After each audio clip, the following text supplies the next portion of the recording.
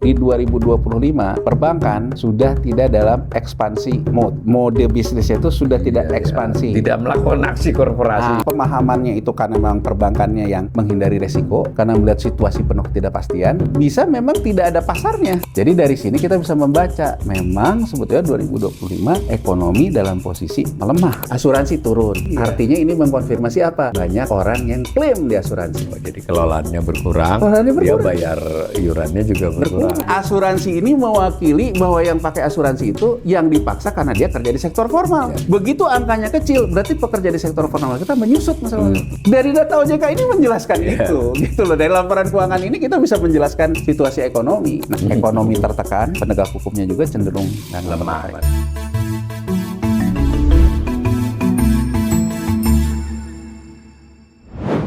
Salam cerdas, komunitas pembelajar yang saya hormati, berjumpa kembali dengan saya di kanal Awali Rizky dalam sesi ngobrol ekonomi.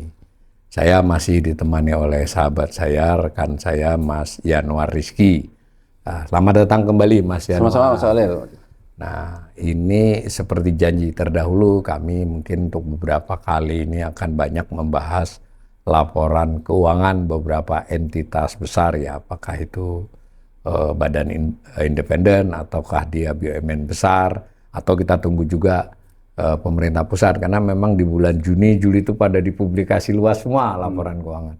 Mestinya sih April sudah ya, tapi setelah audit itu kan ada macam-macam. Nah, kali ini kami ingin pemirsa mendapatkan gambaran umum dari Mas Yanwar tentang laporan Otoritas Jasa Keuangan OJK ya.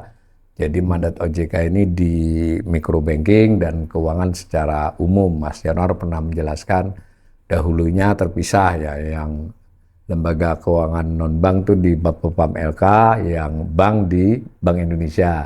Kemudian ketika dilepas spin off antara BI dan OJK, OJK ketambahan yang Bapepam LK, kurang lebih begitu. Tapi kali ini kita tidak menyoroti hak apa wewenang segala, tapi laporan.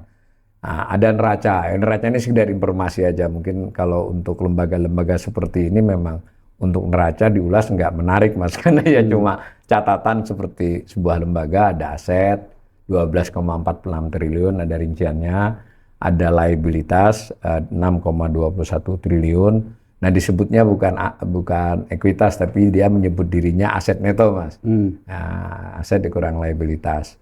Nah, jadi besar next. Nah, ini kan ada trennya. Di sini kenapa si aset netonya turun? Ternyata yang di orange liabilitas itu ada utang pajak 1,2 triliun yang belum dibayar tahun kemarin. Pada saat diaudited sudah dibayar. Jadi ini sebenarnya normal aja lah, tidak ada yang aneh dari gambar ini. Wajar aset, liabilitas, aset neto. Karena itu ini mungkin sekedar info. Nah, yang kita butuh banyak penjelasan dari Mas Yanwar yang berikut ini. Nah, terkait ada pendapatan, ada beban. Mirip kan dengan Bank Indonesia, ada istilah pendapatan, ada istilah beban. Nah, pendapatannya totalnya 8,47 triliun, bebannya 8,815. Jadi dia rugi sebenarnya nih. Kalau andai perusahaannya disebutnya defisit. 3,49 triliun dan seterusnya. Nanti kita akan bandingkan. Ini mungkin yang perlu. Nah, tapi ini kan belum rinci nih. Yang rinci yang berikut. Oh, nanti ada rinciannya. Ini dulu gambarannya. Jadi ini termasuk pertama kali Mas beban melampaui pendapatan ya. Nah, ini yang lebih rinci dari sisi pendapatan. Ada 5 ya. Ada biaya registrasi dan aksi korporasi kecil sih, 61,69 miliar. Yang paling besar ya biaya tahunan. Dulu kadang disebut biaya pungutan Mas pendapatan. Jadi bisa disebut bisa pendapatan pungutan, itu yang mencapai 7,85 triliun ya. 7.848 miliar, 7,85 triliun. Yang paling besar pungutan dari perbankan tuh 6 triliun, yang dari pasar modal 900 miliar, dan seterusnya. Nah, ini yang dulu waktu tahun lalu sampai lebih ya, hampir 1,5 tahun yang lalu, itu sanksi denda. Nah, di sekarang 233 miliar Mas. Nah, tahun lalu 357 miliar. Nah, di antara rinciannya perbankan termasuk kecil nih, yang paling besar denda kepada pasar modal keuangan derivatif dan bursa karbon. Nah, itu yang asuransi, penjaminan kecil itu. Nah, pengelolaan pungutan ya biasa, duit dari itu ditaruh, dapat imbal hasil, dapat bunga ya, biasa. Nah, piutang dihapus buku kan kecil nih, mungkin dulu dihapus buku kan ternyata dibayar ya, jadi ya, hanya 702. Nah, lalu saya gambar nih Mas, ini pendapatan yang biru. Nah, yang orange ini yang biaya tahunan ya Mas. Jadi kan bagian terbesar dari pendapatan adalah biaya tahunan. Ini kan tergambar dari sini. Nah, tadi yang sekitar berapa tadi itu 6 triliun tadi. Next. Nah, tapi saya meskipun ini secara rupiahnya kecil, tapi ini kan yang Mas Yanwar suka soroti. Ini satuannya juta, yang tadi miliar ya. Jadi biaya sanksi denda keseluruhan baik perbankan, pasar modal, kemudian lembaga keuangan lainnya itu 233 miliar Mas. Tahun 2024 itu 357 miliar. Dulu waktu kita bahas pas yang 159 miliar ini. Nah, di antara itu yang terbanyak itu adalah pasar modal. Beda dengan di masa lampau kayaknya. Di masa 2021 itu perbankan cukup banyak itu. Saya nggak gambar. Jadi tapi kalau melihat pola yang 2 tahun terakhir, 24-25, yang paling banyak kena denda itu adalah pasar modal.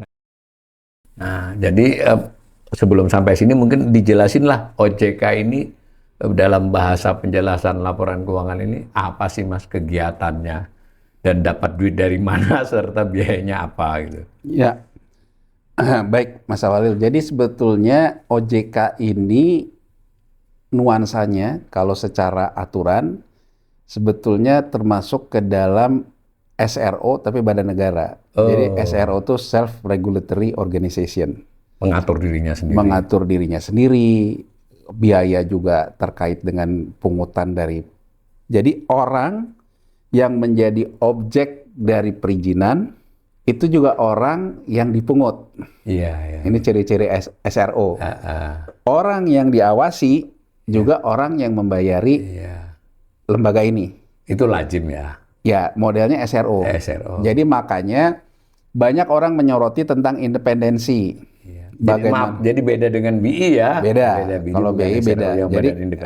Jadi kalau ini kan orang banyak menyoroti bagaimana OJK misalnya bisa independen terhadap pelaku pasar keuangan, sementara hidupnya sendiri dari pungutan terhadap pelaku pasar keuangannya. Makanya tadi yang Mas Awali liatin, antara pendapatan dengan biaya pungutan, itu 90%. Nah, 90%. Nah, jadi sebenarnya kalau dilihat dari sini Mas Awal ini ya, biaya registrasi dan aksi korporasi. Jadi biaya registrasi ini terkait dengan mendaftarkan, minta izin. Minta izin itu bisa terkait dengan izin kelembagaan. Mau buat bank, mau buat sekuritas, mau buat asuransi, itu kan kelembagaan. Mau buat pinjol juga. Buat pinjol, itu biaya registrasi. Nah, setelah dia mendaftarkan menjadi satu entitas lembaga sektor jasa keuangan, dia mengeluarkanlah aksi korporasi. Misalnya aksi korporasi kalau perbankan, dia mau mengeluarkan apa, mau merger, mau akuisisi. Kalau di pasar modal mau nerbitin reksadana, asuransi menerbitin apa, itu aksi korporasi. Nah, aksi korporasi ini pun sebetulnya mendapatkan izin efektif dari otoritas. Dikenai pungutan juga. Dikenai pungutan. Jadi ibaratnya saya minta izin nih, saya mau melakukan merger akuisisi. Minta otoritas untuk mengkaji apakah saya boleh melakukan aksi korporasi atau enggak. Bayar saya. Tapi sebetulnya keputusan terhadap aksi korporasi itu independen. Makanya kan orang akan bingung gitu. Terutama terkait dengan negara kayak Indonesia gini. Yang urusan konflik kepentingannya itu luar biasa. Tapi OJK ya memang lembaga seperti itu. Jadi yang pertama ini terkait itu. Jadi artinya kalau kita lihat di sini Mas Awalil ya, 2024 sampai 2025 ya pertumbuhannya nggak banyak. Ya. Di perbankan turun. Turunnya relatif banyak. Berarti boleh dibilang di 2025 perbankan boleh kita bilang sudah tidak dalam ekspansi mode.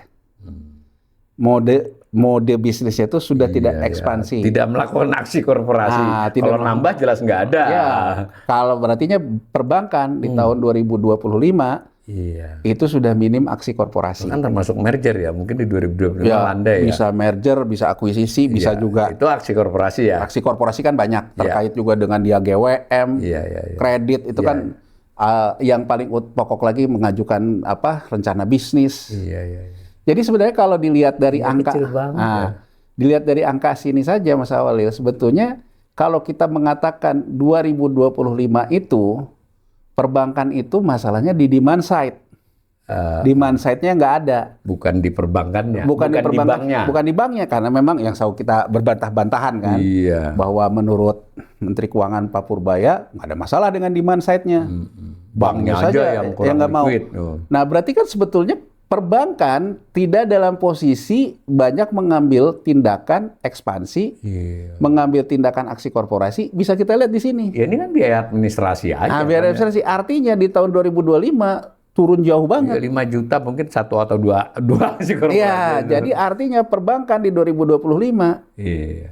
sudah tidak pada ekspansi. Dari sini kita bisa baca. Iya. Kalau dia tidak ekspansi, masa sih orang bisnis tidak mau ekspansi? Iya, iya. Berarti kan memang kalau dari sini kita bisa baca memang pelemahan ekonomi dari sisi demand side, di sisi perbankan sudah tampak. Dari sini aja kita bisa melihat indikator itu Mas Awalil. Jadi indikator bahwa turunnya registrasi dan aksi korporasi perbankan di 2025 itu indikasi sebetulnya perbankan tidak dalam posisi ekspansi. Tidak dalam posisi ekspansi itu bisa pemahamannya itu karena memang perbankannya yang menghindari resiko, karena melihat situasi penuh ketidakpastian, bisa memang tidak ada pasarnya. Iya, iya. Demand side tadi. Iya, iya. Tapi yang jelas, yang bisa kita baris bawahi, artinya di 2025 ekspansi melemah Iya. di sektor perbankan. Ke bawahnya ya, pasar modal keuangan ini pasar modal, keuangan derivatif Iya, betul. dan bursa karbon. Iya. Nah, artinya sebetulnya ya di pasar modal aksi korporasi ini kan terkait IPO, terkait kalau di pasar modal lebih banyak lagi. Banyak ragam. Nah, makanya turunnya tipis kan, Iya, masih jalan artinya. masih jalan. 54 Nah, miliar. jadi ya turun tipis, tapi artinya sebetulnya ini pun sudah ada indikasi aksi-aksi korporasi juga sudah tidak terlampau banyak, tapi masih tipis karena kan kalau di pasar modal cenderung masih ada lah orang nerbitin ini. Terus bursa karbon, menurut saya penurunannya kalau di 2024 orang masih sempat semangat-semangatnya tentang bursa karbon karena ada carbon tax dan sebagainya. Tapi begitu Trump mengeluarkan executive note yang pertama begitu dia dilantik Apa itu carbon tax? 2024, Bullshit, Amerika Serikat keluar dari kesepakatan itu. Jadi menurut saya, kenapa turun di 2025? Karena yang tadinya mau bisnis karbon, Iya. iklimnya itu menurun gitu loh Mas Awil. Jadi kemungkinan besar juga penurunannya akibat di situ. Nah sekarang, ini juga turun banyak nih. Ya, banyak itu. Asuransi, penjaminan, dana pensiun turun banyak. Iya. Jadi kalau kita lihat Mas Awalil, dari dua ini, Ini lebih aksi korporasi ya, karena kelihatannya registrasi nggak banyak banget. ya lebih aksi korporasi. Artinya sebetulnya Mas Awalil, bahwa kita selalu bilang bahwa kita itu mengkhawatirkan di depan kurva Indonesia ini kayak Korea Selatan. Korea Selatan itu karena banyak PHK, tahu-tahu terjadi PHK, mau klaim ke asuransinya, asuransi pensiun, dana pensiun segala macam, macet, mismatch, insolvensi, krisis lah Korea Selatan tahun 97. Ini juga bisa kita lihat Mas Awalil, dalam semangat Undang-Undang P2SK, dari mulai mengatur bahwa JHT harus diambil sesuai dengan usia pensiun walaupun kita di PHK, mengatur tentang DPLK walaupun yang DPLK mandiri kemarin MK mengabulkan tuh tuntutannya bahwa tetap harus dibayarkan langsung. Jadi sebetulnya Mas Awalil, dari sini kita bisa membaca bahwa asuransi, penjaminan, dan dana pensiun juga sama perbankan, survival mode. Tidak ekspansif. Tidak ekspansi. Tidak melihat ada demand side yang kuat. Tidak ada melihat ada demand side yang kuat, bahkan ada kecenderungan kemungkinan klaim akan naik. Iya, iya. Jadi dia harus berjaga-jaga. Berjaga-jaga. Kalau namanya berjaga-jaga, namanya orang berjaga-jaga, jaga yang ada aja kan Mas Awalil. Iya. Nggak macam-macam dulu. Iya, macam-macam dulu. Jadi dari sini saja kita bisa melihat sebetulnya map of mind dari para bankers, map of mind dari para penyelenggara asuransi, sebetulnya dalam posisi memitigasi resiko krisis, pelemahan. Jadi penurunan aksi korporasi di dua sektor ini menunjukkan sebetulnya bahwa yang namanya potensi pelemahan itu memang terjadi di 2025. Kalau pasar modal seperti saya bilang tadi, turunnya hanya tipis ya karena di pasar modal masih banyak instrumen yang lain. Karena kita lihat nih, lembaga pembiayaan, perusahaan modal ventura, lembaga keuangan mikro, jasa keuangan lainnya turun. Ini juga menunjukkan, berarti kan sebetulnya pinjol di sini ya. Pinjol, kemudian ya finance.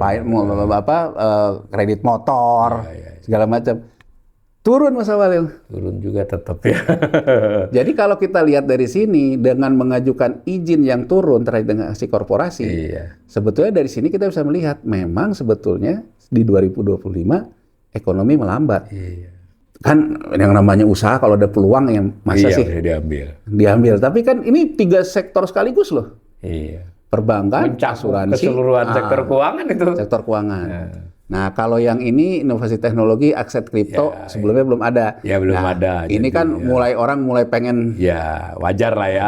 Belum bisa dinilai. Lintas sektor yang bisa menilai. Tapi menurut saya dari sisi yang berhubungan langsung dengan masyarakat, dengan sektor ekonomi, perbankan, yang berhubungan langsung dengan masyarakat, sektor formal, yang juga terkait dengan lindung nilai masa pensiunnya, lindung nilai asuransi dan pensiun, yang terkait juga dengan sektor mikro, pinjol dan sebagainya.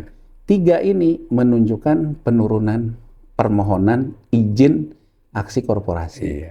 Artinya sebetulnya peluangnya menurun. Makanya dia tidak ngajuin izin. Dari sini kita bisa menilai apa yang kita selalu katakan. Fenomena mantap makan tabungan, fenomena maut makan utang, itu memang terjadi.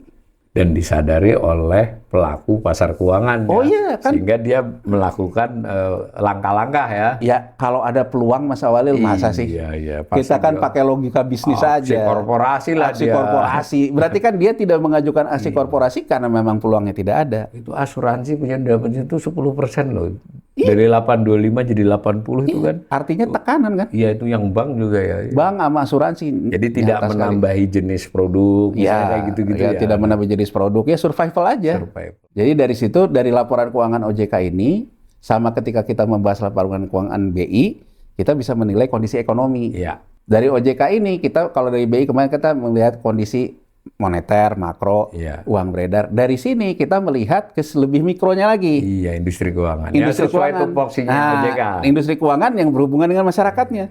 Jadi dari sini kita bisa mengatakan demand side yang selalu kita katakan di perbankan terkait kredit itu memang melemah. Terbukti dari apa? Banknya sendiri juga menurun permohonannya untuk aksi korporasi. Artinya dia melihat pasar juga. Melihat pasarnya. Di asuransi dan sebagainya. Juga terkait dengan masalah PHK, masalah segala macam. Dia berjaga-jaga. Terkait yang lebih mikro juga, turun juga. Jadi dari sini kita bisa membaca, memang sebetulnya 2025 ekonomi dalam posisi melemah. Nah sekarang Mas Walil, kita lihat nih, biaya tahunan ya. Kalau biaya tahunan, ya ini iuran. Sesuai iuran ya. Naik ya naik. Dari sini Mas Walil, coba kita lihat nih korelasinya. Biaya perbankan yang mengajukan untuk aksi korporasi dan registrasi turun banyak. Drastis. Tapi kalau kita lihat, iuran tahunan perbankan tingkat. Artinya, pengelolaan aset DPK-nya perbankan naik. Oh, karena dia bayar tarifnya ada kaitan dengan aset ya? Dengan asetnya, kan asetnya bertambah. Artinya, kalau sekarang tadinya 5,7, sekarang 6, kenaikan itu berarti pengelolaan aset DPK-nya naik. Nah sekarang kalau aset DPK-nya naik, tapi naiknya kan sekarang berarti berapa nih? 10% ada? Enggak ya? Enggak sampai. Enggak sampai kan?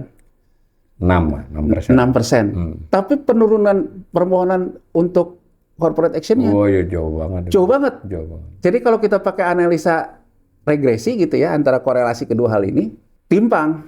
Jadi tumbuhnya masih tumbuh, tapi nggak banyak. Tapi dari uang yang tumbuh ini tidak dipakai untuk ekspansi. Terlihat dari bahkan uang yang sebelumnya pun tidak dalam posisi ekspansi. Ini yang bisa menjelaskan. Berarti kan masalahnya demand side, Mas Walid. Iya. Permintaan kreditnya.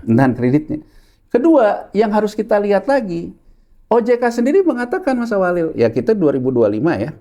Tapi terutama yang terakhir ini kan.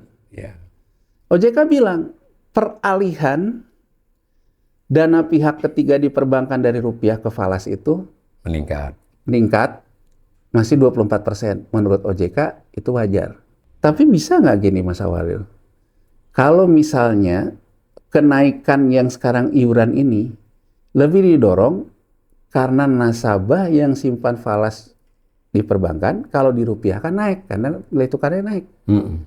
Iurannya kan dalam rupiah naik kan? Jadi kalau kita mau lebih presisi, saya ini perlu iuran ini oleh perbankan ada hubungannya dengan DPK yang dia kelola, dan aset kelolaan, tingkat tarifnya lah gitu. Aset kelolaan, jadi aset kelolaannya berapa, dia bayar berapa. Ya, Jadi kan gini loh, kalau misalnya ya makan tabungan dan LPS sendiri kan, dari makan tabungan itu dana P3 rupiah misalnya tahun 2024 katakan aja 100 Mas Awalil. Yang rupiah ini diambil nih tinggal 80. Harusnya iurannya pun turun kan karena rupiahnya turun tinggal 80. Tapi di antara 80 ini 20 misalnya Mas Awalil, 10 benar-benar yang makan tabungan, 10 dialihkan ke falas. 10 dialihkan ke falas, nilai tukarnya berubah berapa? 6%-an ya 2024 ke 2024. Sama kan angkanya? Iya, jadi tetap ini ya. Jadi sebetulnya dari sini bisa kita baca bahwa peningkatan iuran ini bisa diakibatkan juga karena valuasi tabungan US dollar ke rupiah jadi naik, bukan karena pertumbuhan tabungannya. Ya, pertumbuhan tabungannya jauh lebih landai lah, 1-2%. Lebih landai. Jadi sebetulnya dari sini kita juga bisa melihat apakah masyarakat kan selalu dibilang nggak ada masalah dengan perbankan kita. Karena perbankan kita ini yang namanya DPK masih tumbuh. Ini angkanya Mas Walid. Kalau DPK masih tumbuh, maka bayar iuran pun tumbuh. Tapi saya ingin memberikan gambaran. Tumbuh ini bisa karena memang orang nambah nabung, atau karena valuasi gitu loh Mas Walid. Valuasi ya. Karena menghitungnya dari rupiahnya. Dari rupiahnya. Karena ini juga dikonfirmasi OJK. Banyak peralihan tabungan rupiah ke falas. Ini menarik nih, saya nanti olah panjang. Berarti ada potensi ketika dinyatakan DPK sebutlah sekian triliun itu bisa salah satu penyebabnya karena perpindahan ke falas. Perpindahan ke falas. Sebenarnya nilai tabungannya sendiri turun. Iya. Tapi ada yang mindahin ke falas. Iya. Ambil contoh deh Mas Awalil.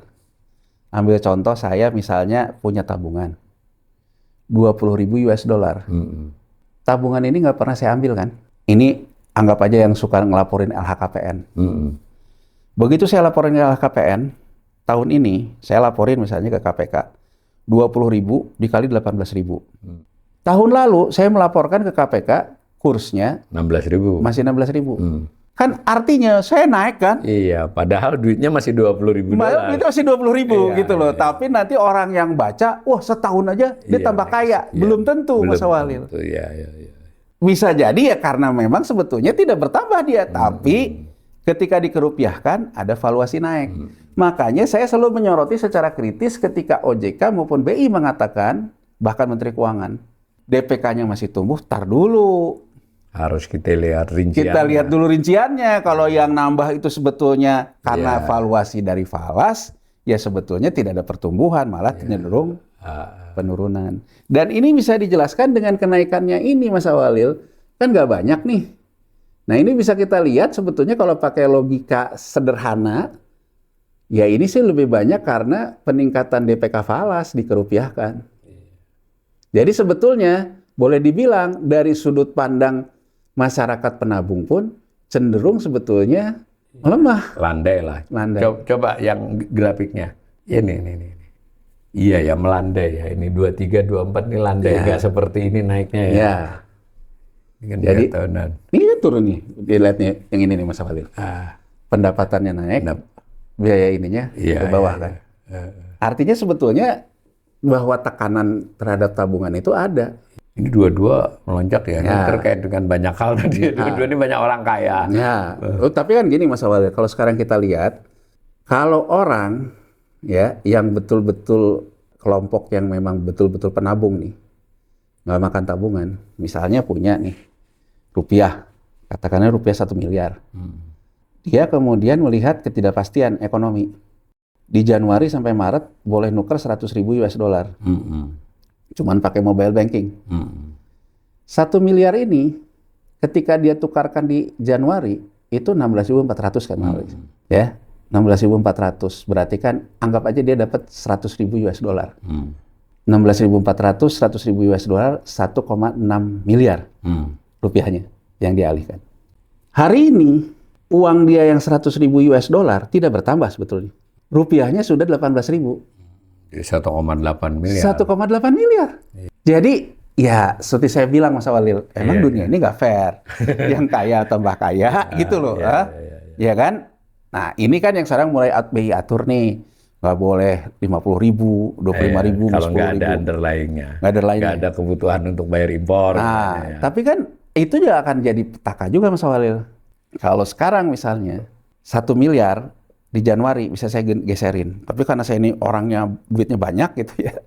Bulan depannya saya geserin lagi 100.000 lagi, 100.000. Jadi dari Januari, Februari, Maret saya udah mindahin 300.000. Ya Mas Walil. Dihentikan nih. Di April boleh 50.000, 350.000. Dihentikan lagi sekarang cuma boleh 10.000. Sekarang kita mau fair. Kenapa orang banyak menganggap kontrol devisa yang BI lakukan terhadap penukaran falas ini mengancam kepercayaan? Kan selalu begitu ya narasinya. Tapi saya juga ingin fair. Buat kelompok yang punya uang, Mas Walil, anggap saja saya itu membutuhkan kalau masih 100.000 itu 10 bulan untuk pindahin ke rupiah. Anggap aja uang saya 1 juta US dollar. Dirupiahin anggap aja artinya 20 M lah katakan Mas Walil. Ya kan? Begitu sampai Maret saya baru eksekusi sedikit, sampai ke sini saya dikurangin. Tapi persoalannya saya tetap nggak percaya terhadap rupiah. Iya. Akan cari jalan lain. Ini di luar OJK. Artinya sebetulnya dari sudut pandang OJK punya kekhawatiran tentang likuiditas. Nah, di sini saya ingin menyoroti. OJK mengatakan, ketika pertemuan antara Bank Indonesia dengan Menteri Keuangan yang difasilitasi juga oleh Wakil Ketua DPR Dasko, disepakati bahwa uang SAL yang tadinya diambil oleh pemerintah dari BI masukin ke Himbara akan dikembalikan lagi ke BI. Narasinya pada waktu itu sinkronisasi dan harmonisasi antara BI dan pemerintah. Bahkan Gubernur BI Periwardio mengatakan terima kasih Pak Purbaya, nggak tahu maksudnya apa kan gitu. Ya Mas Walil. Tapi setelah itu OJK ini bisa dilihat nih, mungkin nanti dalam tayangan bisa ditaruh nih berita OJK-nya. Ngambilnya pelan-pelan. OJK bilang kalau uang ini mau ditarik dari Bank Himbara mau dikembalikan ke BI, tariknya pelan-pelan. Pelan-pelan, bertahap. Artinya Mas Walil, ada persoalan likuiditas di Bank Himbara. OJK ini mewakili pelaku. Mewakili pelaku. Bisa juga mewakili pelaku, bisa juga mewakili, kalau gitu nanti fee iuran saya turun dong kalau diambil. Kurang lebih bisa begitu lah. Ya, tapi itu isu receh lah. Tapi intinya ini berbeda-beda terus. Berbeda. OJK mengatakan diambilnya pelan-pelan. Iya. Setelah itu kemarin ada lagi difasilitasi lagi oleh Dasko kan, yang datang Deputi Gubernur Senior BI, Destri, Wakil Menteri Keuangan Yuda Agung. Wakil Menteri Keuangan mengatakan bahwa uang itu akan dibalikin lagi ke Himbara. Bahkan mau ditambah. Artinya confirm Mas Walil. Sebetulnya dari sudut pandang likuiditas, khususnya di Bank Himbara ada masalah. Iya, ada masalah. Masalah ini bisa timbul gimana Mas Walil? Satu, ya, Wakil Ketua Mari Pangestu itu apa? Anggota DEN ya? Anggota DEN yang dalam pertemuan yang sama dengan yang di DPR itu, menurut Mari Pangestu, yang paling penting itu pemerintah, otoritas, dan juga DPR, jangan sampai kita kehilangan trust. Itu kata-kata dari Mari Pangestu. Bank ini mengelola trust, Mas Walil. Iya. OJK ini bisa hidup dapat pendapatan iuran kalau orang masih trust terhadap perbankan. Karena yang paling gede perbankan kan? Iya. Kalau orang masih trust ke perbankan, nyimpan uang di perbankan, tambah kaya OJK. Iuran dapat terus. 6 triliun. 6 triliun. Nah, artinya, kalau tidak pandai mengelola trust, orang bisa keluar. Bank Mas Walil, sebesar apapun, kalau nasabahnya ngambil duit rame-rame, ya masalah. Biar karnya gede juga. Masalah. Cuma 20%. Nah, sekarang coba kita lihat apa yang dimaksud dengan memberikan distrust terkait dengan pembatasan-pembatasan yang dilakukan oleh BI.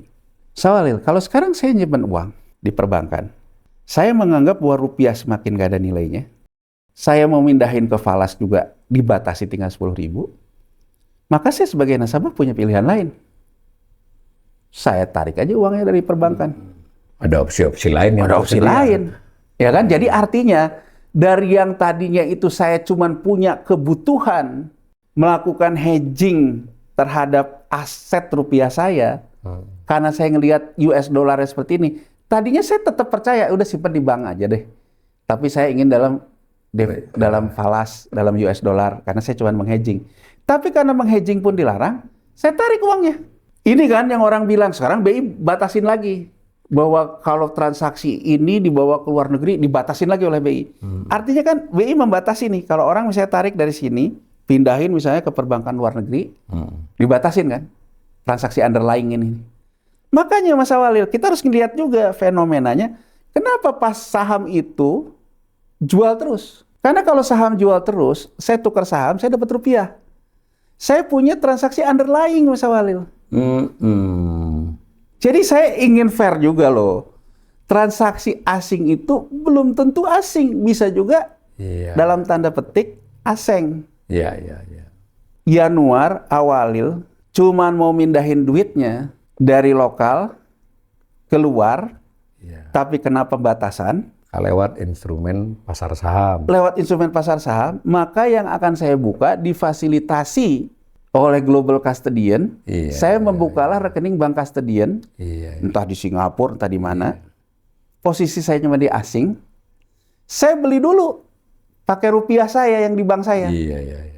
Jadi kalau kita juga sekalian yang menjelaskan, karena dalam topik OJK, dan juga sekalian menjelaskan juga ke banyak orang yang bertanya juga, kenapa saham kemarin sempat naik? Ada buyback BUMN, ada buyback semacam tambang. Mas Awalil bayangin nggak? Karena sekarang saya tanpa underlying dibatasin, saya tarik dulu rupiah saya beli saham nih, jebret. Pakai rupiah ini, naik nggak sahamnya? Naik, karena saya beli. Tapi saya kemudian mengatakan, begitu nanti saya dapat sahamnya, bank custodiannya saya pilih di luar negeri. Karena diperbolehkan. Diperbolehkan dari sisi saham. tidak melarang ke situ. Tidak melarang ke situ. Masuk luar negeri. Posisi saya artinya saya sudah mentransfer uang dari perbankan, beli saham, sahamnya disimpan di bank custodian di luar. Setelah saya dapat luar, saya kan tidak mau pegang saham, saya mau pegang US dollarnya kan. Saya jual, turun lagi tuh saham. Bisa dijelaskan antara lain. Tapi karena saya dalam posisi asing, saya dapat rupiah, ditukar lagi ke US dollar. Sebetulnya pembatasan itu bisa diakali oleh seperti ini. Tapi yang bisa melakukan ini orang yang kaya, Mas Awalil. Kalau cuman kelasnya 100 juta, mana mau bank custodian ngelawan ngelayanin 100 juta, maunya yang gede-gede. Ratusan miliar lah ya. Ratusan miliar. Jadi saya selalu mengatakan, kalau sekarang kita ngomong, wah ini gara-gara orang gini-gini. Ya kalau menurut saya, bilang aja sama OJK. Mana ini terkait dengan pendisiplinan pasarnya, dan segala macam. Jadi maksud saya, kita tuh kadang-kadang omong-omong yang lebih banyak, Mas Awalil. Tapi saya ingin menggambarkan bahwa kebijakan yang BI lakukan itu bisa direspon oleh pelaku dengan berbagai cara. Yang tadinya mungkin tetap ada di perbankan karena cuma nukerin falas, sekarang keluar dari perbankan. Salah satu yang saya contohkan pakai saham. Contoh lain adalah termasuk yang terjadi di India. Jadi di India itu, Mas Awalil, Perdana Menteri Modi itu dia menghimbau ke masyarakatnya, dia pidato. Jadi kalau kita punya presiden, orang desa nggak pakai US dollar, kalau Modi, dia pidato, hentikan kalian beli emas fisik, Mas Awalil. Kalau kita emas antam lah. India itu memang paling seneng tuh emas, itu ada kulturnya. Iya, ada kulturnya. Kata Modi, kalau kamu ambil terus duit di bank, dan kamu belikan emas fisik, yang ada uang dalam sistem keuangan kita keluar. Emas itu kamu simpan di rumahmu, bahwa kamu juga akan membuat instabilitas terhadap sistem keuangan India. Dipidatokan. Modi ngomong gitu. Dan jangan salah loh Mas Awalil, kita tuh sekarang mengalami inflasi India itu tertinggi sekarang di seluruh dunia. Cina ekonomi melemah, India inflasi tinggi. Jadi gimana ceritanya kita mengharap ekonomi Asia dalam ekspansi mode gitu loh. Emang kita urusan hidup sendiri kan enggak, hidup kita kan dengan orang lain. Ekspor kita ke India dengan Cina paling banyak. India tuh begitu Mas Walil. Jadi India mengatakan, hentikan kalian mengambil uang dan dibelikan emas fisik. Fenomena ini Mas Walil terjadi di tahun lalu ketika kita podcast membahas di saat deflasi, satu-satunya yang inflasi emas kan di BPS tahun Februari 2025 waktu kita podcast. Itu terjadi tren itu. Tren orang yang memang ya kaya kagak gitu. Miskin enggak, dan taunya kata orang tuanya kalau lagi inflasi kamu beli emas. Makanya melambung-lambung kan harga emas fisik Antam itu. Inflasi kan catatan BPS juga. Emas. Maret tahun lalu pemerintah mengeluarkan insentif rekening bank emas dengan pegadaian. Jadi artinya apa? Yang ditempuh oleh pemerintahan Prabowo, BI era Periwardio, OJK waktu itu masih zamannya Mahendra Siregar ya, 2025. Yang mereka tempuh bukan seperti Moody mengatakan stop, ambil duit beli emas batangan.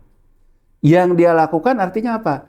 Kalau mau beli emas, belinya di bank juga. Nih saya sediain nih rekening emas. Terutama Bank Himbara nih Mas Walil. Nah, kemudian kan orang ngomong, kalau rekening emas di Bank Himbara, saya tuh mau pegang emasnya. Program rekening emas ini dijelaskan oleh pemerintah, emas fisiknya ada di Pegadaian.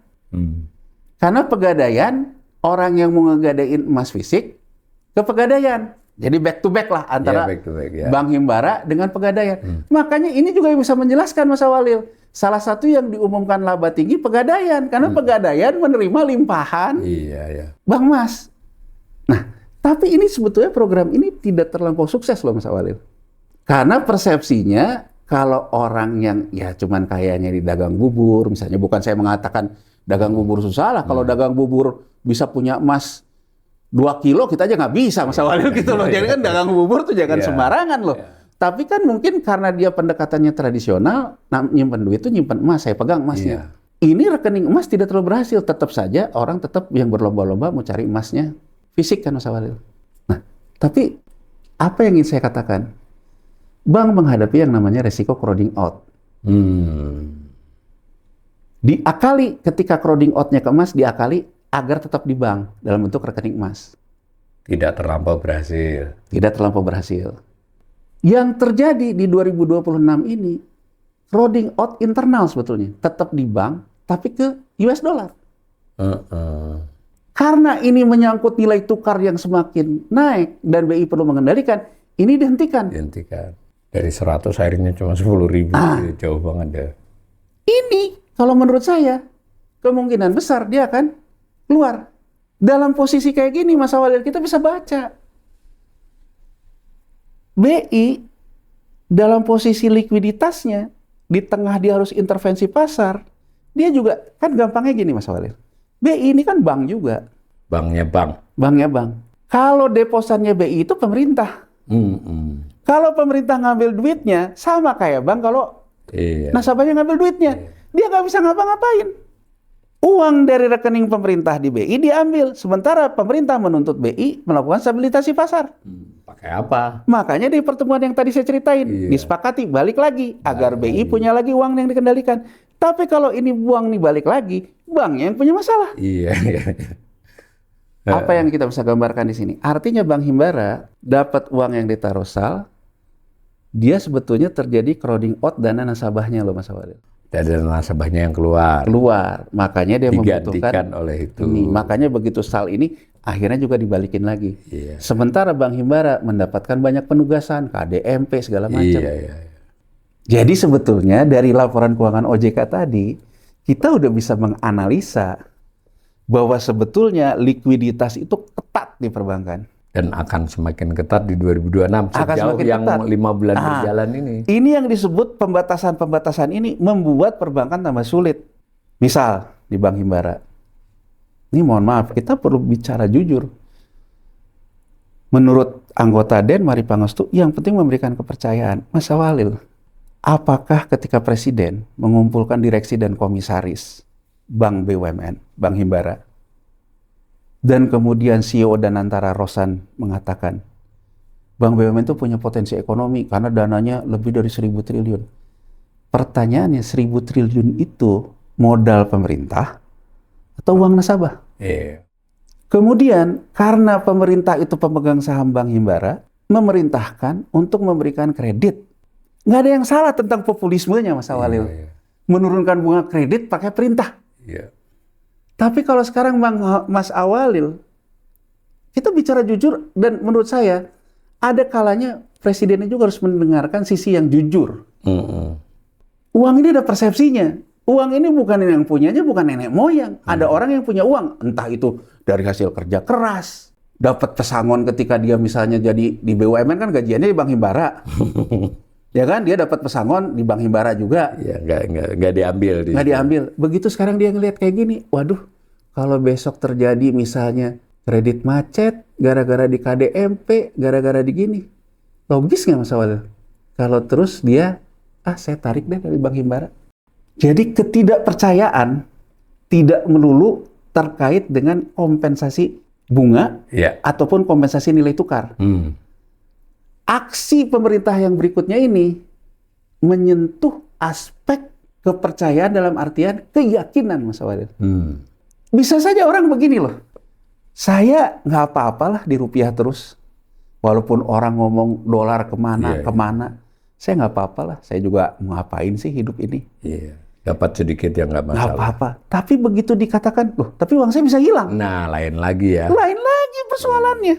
Dari dapat 6 menjadi 4 atau 3 nggak masalah kan? Nggak masalah. Tapi begitu, hilang. Kalau uangnya bisa hilang, saya tarik kan.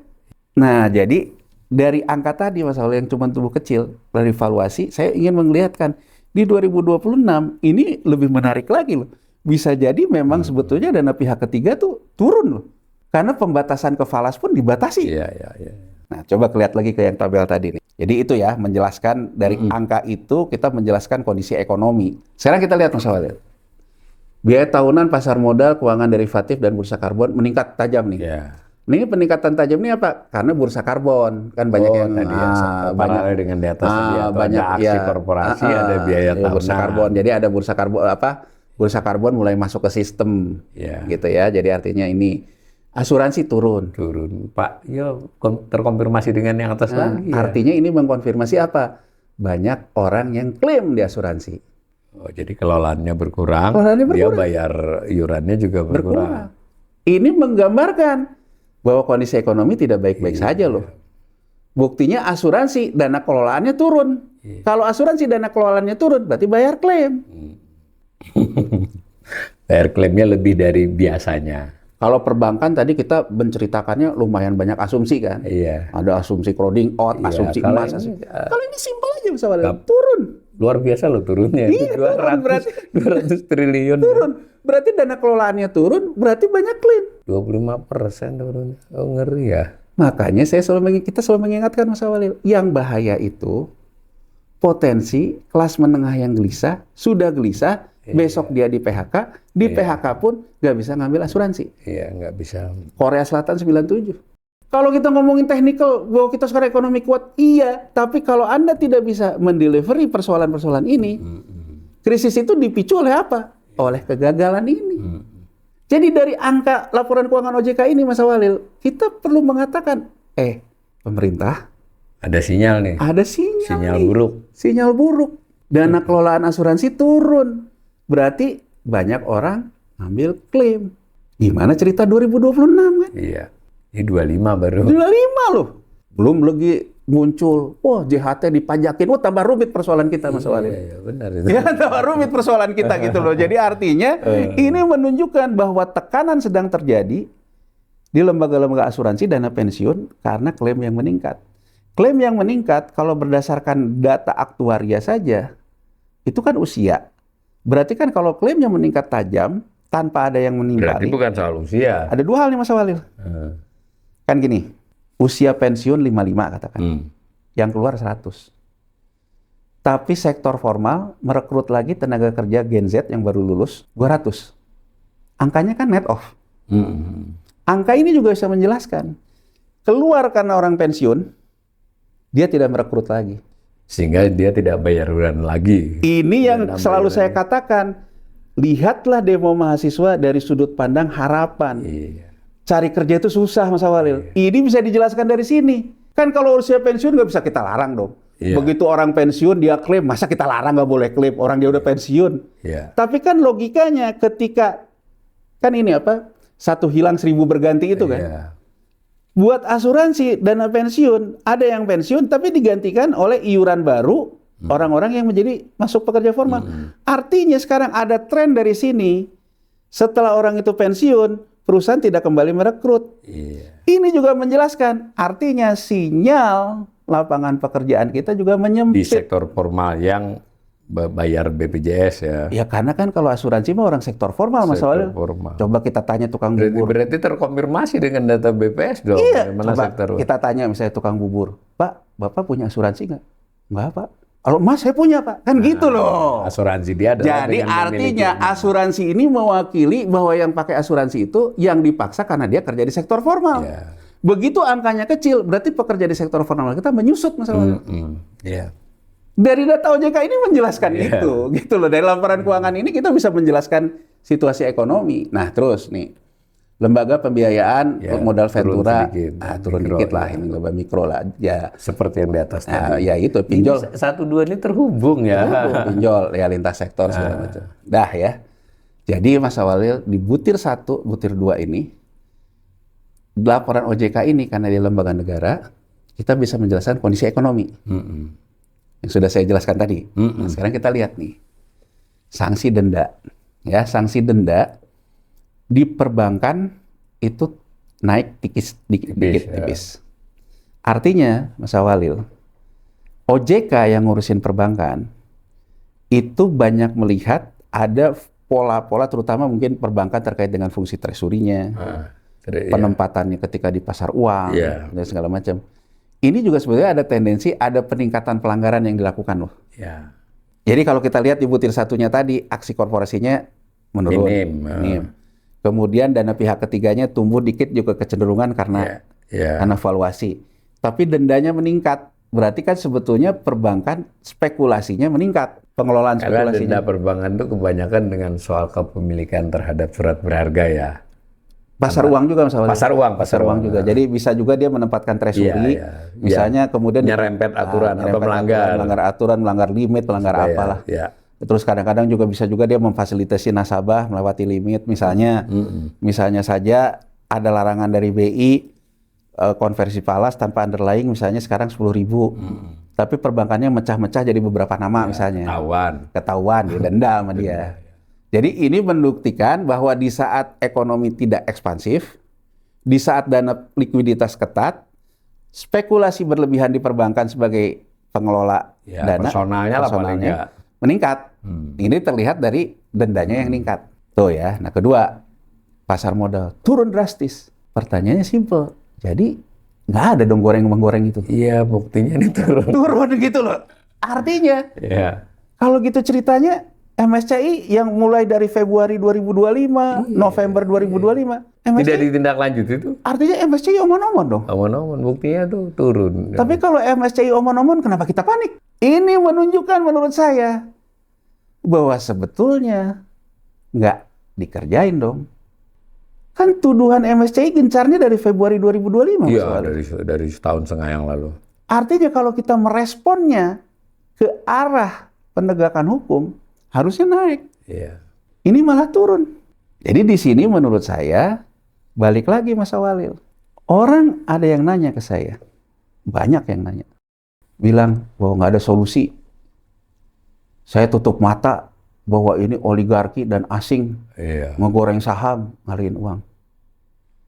Ya saya ini apa? Menteri Sekretaris Negara mengatakan, IHSG ini jadi gini, banyak investor yang nakal. Sekarang saya ngomong nih ke Menteri Sekretaris Negara, Prasetyo Hadi. Pak Mensesnek, Anda patut bertanya Pak ke Ketua OJK. Apa benar nih tahun 2025 di tengah MSCI gencar kayak gitu, pasar modal kita tuh udah tobat nasuha gitu. Padahal kalau menurut saya, indeks ini digoreng, bahkan sampai ke sekarang rupiah juga digoreng pakai indeks. Jangan nanya ke kita, Mas Walil. Tanya ke sini gitu loh. Ke OJK. Kalau kita nih apa kewenangan kita gitu. Tanya ke OJK. Kalau lihat data ini, sanksinya turun, berarti OJK menganggap tidak ada apa-apa. Iya nggak? Lebih rendah dari 2024. Nah, artinya ini satu sinyal apa? Market integrity memang betul apa yang dikatakan oleh MSCI. Otoritasnya pun kelihatannya Tidak sungguh-sungguh. melemah. Minimal sampai akhir 2025 ya. Iya. Belum tahu nih yang OJK baru. Saya mengatakan gini, kenapa BI rate harus naik? Buat rupiah, menurut saya enggak.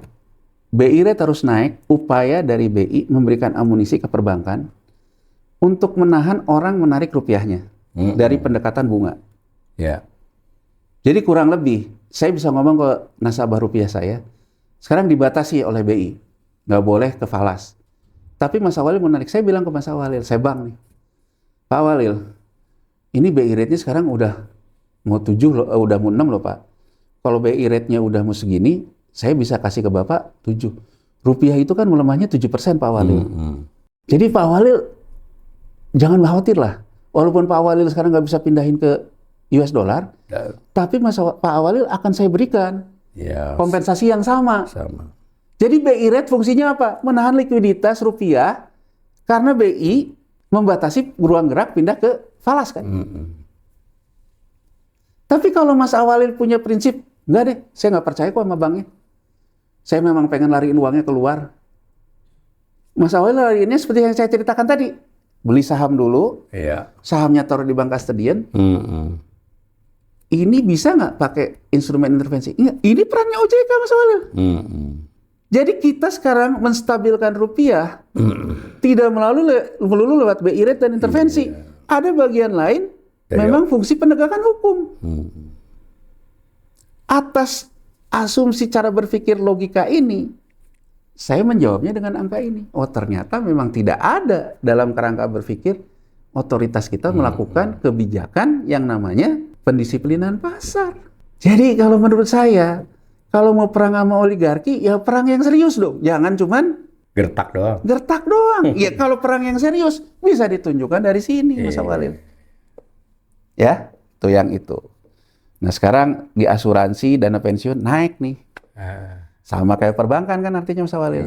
Di tengah tekanan likuiditas, dia di tengah manuver. Nyoba-nyoba lah. Nyoba-nyoba ya manuver ya. Ya kalau ketahuan bayar denda. Nah, jadi kalau kita lihat perbankan sama asuransi jelas nih fenomenanya. Dia gitu. Nyoba ya. Kalau ketahuan ya bayar denda. Bayar denda. Itu bisa dihitung lah. Artinya kan tekanan likuiditas. Iya.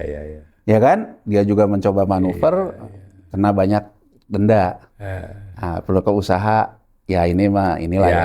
Itu edukasi. Nggak signifikan lah. Nggak signifikan. Sekarang dari dia ngambil pungutan ini, pengelolaannya dia taruh di mana? Imbal hasil pengelolaan pungutan turun nih, Mas Walil. Turun. Lumayan itu turunnya. Turun. Signifikan itu. Jasa giro pungutan turun, ya. Dendawan prestasi piutang dihapus buku. Itu kecil. Nah, kemudian yang imbal hasil itu yang gede. Jadi coba kita lihat nih, penurunan tertajam di mana nih? Imbal hasil pengelolaan pungutan turun banyak. Bunganya. Artinya imbal hasil ini kan OJK bisa beli SBN. Bisa nyimpan dalam bentuk deposito. Bisa kita cek di neraca. Di neraca. Dia turunnya ini karena apa nih? Ya, jasa gironya naik. Kalau dilihat dari sini Mas Walil, dia ngalihin nih. Yang tadinya imbal hasilnya itu kemungkinan besar dia tadinya taruh di SBN. Kalau lihat di bawah sini jasa giro pungutan, dia artinya memindahkan instrumen yang tadinya dapat imbal hasil SBN katakan, dia lepas, dia taruh ke deposito. Ada maksud bantu bank juga mungkin. Mungkin ya. Tapi dari angka ini, angka ini menjelaskan dia ngerubah portofolio, sehingga hasilnya. Jadi kalau lihat padahal kan di biayanya dia dapat tambah nih.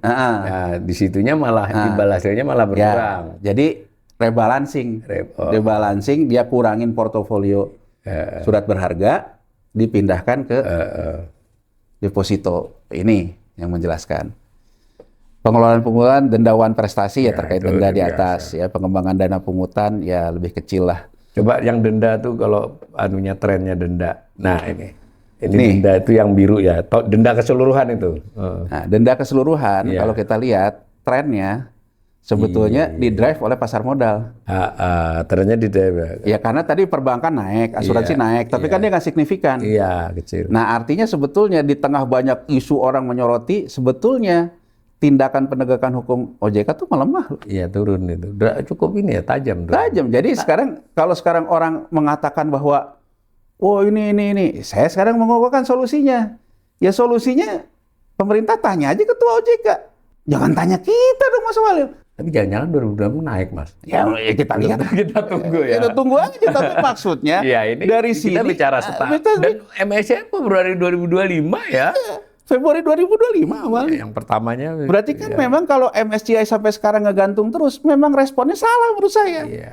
Respon market integrity itu ya penegakan hukum. Bukan ketemu-ketemu. Bukan ketemu floating, aduh. Ketemu. Nah, penegakan hukum ini menunjukkan dari sini saja bahwa respon yang diberikan memang salah. Iya. Nah itu ya, jadi itu Mas Walil. Ya kita. Dari OJK ini, Ya. dari laporan keuangan itu, kita bisa melihat kacamata OJK, lihat kondisi Industri keuangan. industri keuangan, memotret industri keuangan, memotret kondisi masyarakat penabung, Iya. memotret kondisi ekspansi Ya dari dunia usaha. dari dunia usaha, memotret resiko kelas menengah dari asuransi, Iya. memotret kondisi spekulasi berlebihan dari pasar modal, Iya. dan gambarannya sebetulnya satu, likuiditas ketat, ruang ekspansi tidak ada. Ruang ekspansi tidak ada berarti benar-benar sektor realnya memang lagi sakit. Ini diperkuat lagi dengan dana kelolaan asuransi turun, berarti memang sektor realnya sakit, PHK terjadi. Dalam kondisi kayak gini, pelaku jasa keuangan, spekulasi berlebihannya naik, dilihat dari denda di perbankan dan di asuransi naik, tapi lucunya di pasar modal Malah turun. malah turun. Malah penegakan di pasar modal berkurang ya. Jadi sebelum tadi ke sini kan ada di WA grup yang kita sama-sama ya. Kan ada yang tanya juga, jadi pemerintah harusnya gimana? Gitu kan? Kalau ditanya ke saya Mas Awalil, saya mungkin agak berbeda ya. Saya juga tidak menganggap pasar itu suci. Iya. Tapi hal yang sama, saya juga tidak menganggap pemerintah itu juga suci. Iya. Jadi kalau sekarang saya ditanya, apakah ketika pasar naikin IHSG, kemudian turunin lagi, apakah betul seperti yang dikatakan oleh Adam Smith, invisible hand? Iya. Apakah ini transaksi yang memang murni transaksi berdasarkan pasar? Atau ini transaksi dari upaya pasar menekan kondisi? Ya. Saya, Mas Awalil, banyak orang bilang, ini kan karena begini, karena pasar ini, karena presiden mencoba melawan pasar, sehingga pasar akhirnya menekan balik. Jawaban saya sederhana. Sepanjang pasar itu menekan dan transaksi turun ke bawah itu tidak memenuhi unsur manipulasi pasar dan perdagangan orang dalam, maka apa yang dikatakan Adam Smith tentang invisible hand itu benar.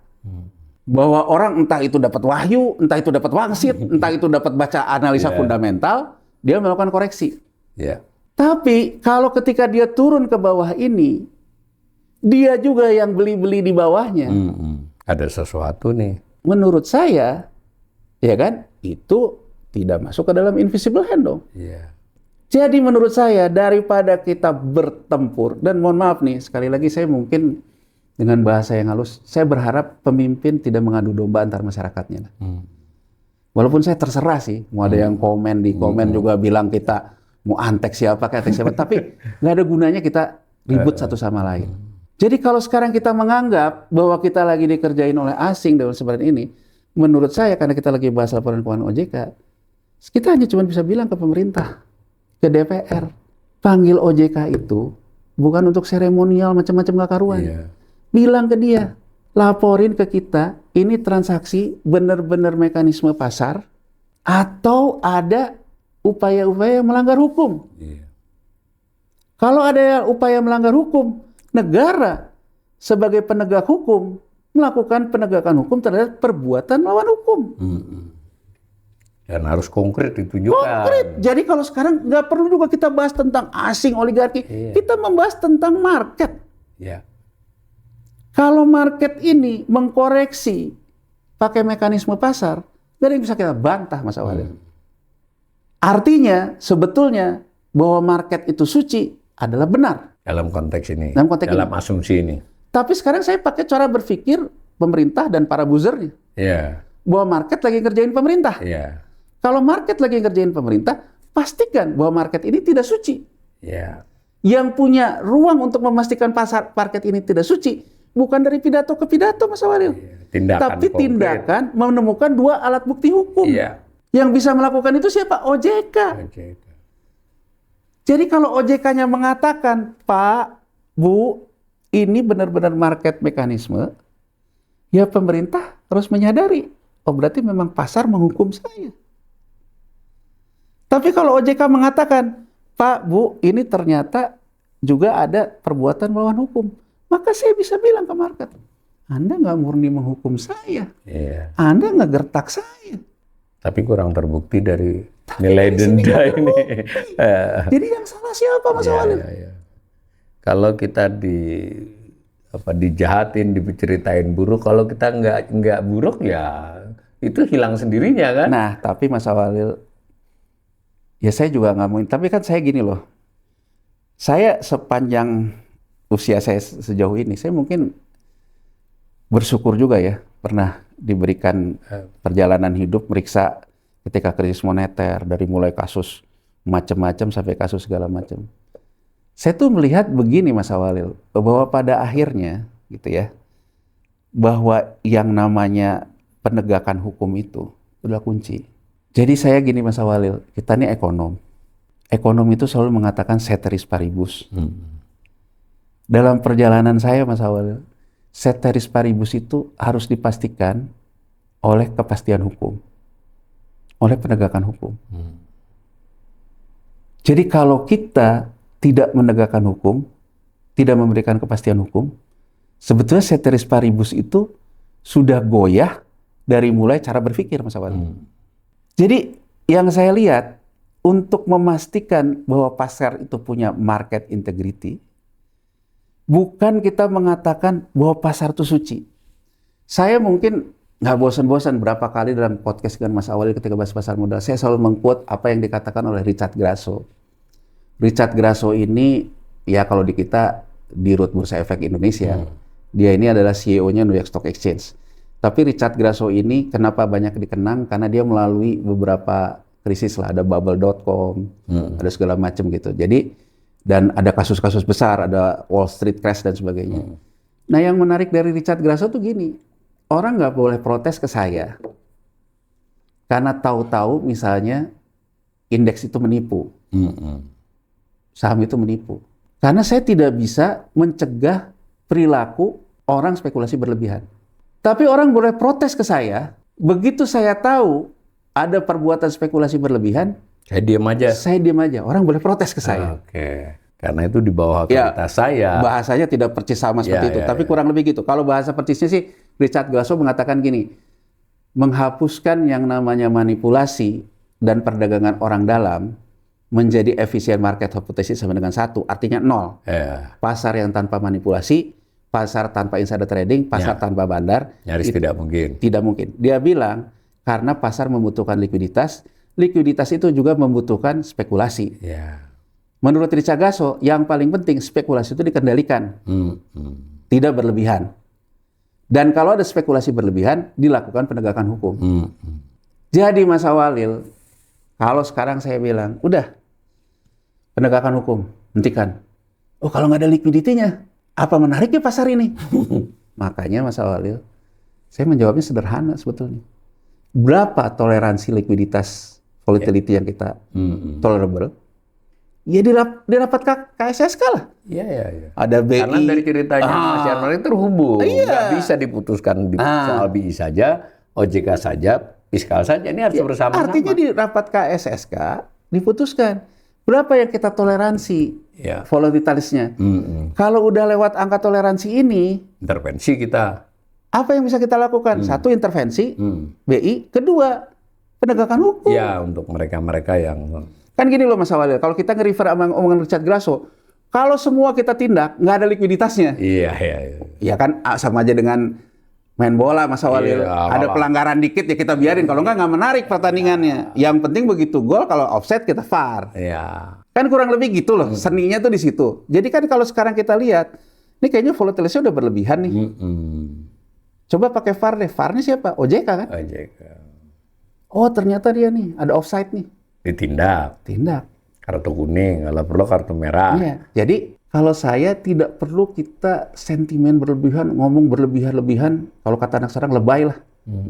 Ngomongin tentang asing lah, antek asing lah. Itu lebay menurut saya. Dan sebaliknya juga. Dan sebaliknya. Yang menuhankan pasar itu juga berlebihan. Yang menuhankan pasar seolah pasar itu suci juga lebay menurut saya. Menurut saya fungsi negara itu di tengah-tengah. Iya.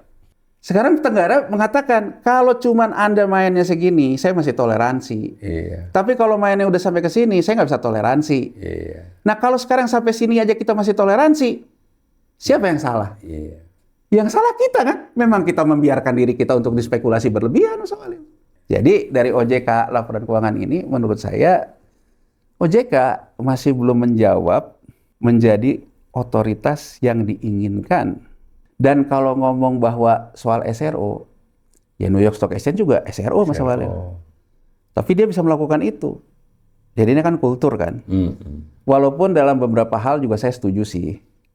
Mungkin sebaiknya OJK itu kita memang untuk negara kayak Indonesia yang modelnya kayak gini, mungkin kita memang nggak cocok Mas Awalil menurut saya. Jadi mungkin menurut saya akan lebih baik sebetulnya OJK ini diambil alih oleh BI, tapi termasuk yang pasar modal dan segala macamnya. Jadi pembiayaannya itu lewat operasi moneter, lewat apa? Tidak terkait dengan pelaku. Posisinya juga independen. Lebih salah satu opsi ya. Ya, tapi itu diskusi lain lagi lah. Tapi yang kita soroti dalam laporan keuangan OJK ini, ya gambarannya gitu. Ekonomi tertekan. Ya. Ya kan? Penegak hukumnya juga cenderung lemah masih. Ya. Gitu ya pemirsa, mudah-mudahan perbincangan dengan Mas Yanwar ini bermanfaat ya buat kita memahami kondisi ekonomi Indonesia. Terima kasih Mas. Sama-sama Mas Adil ya.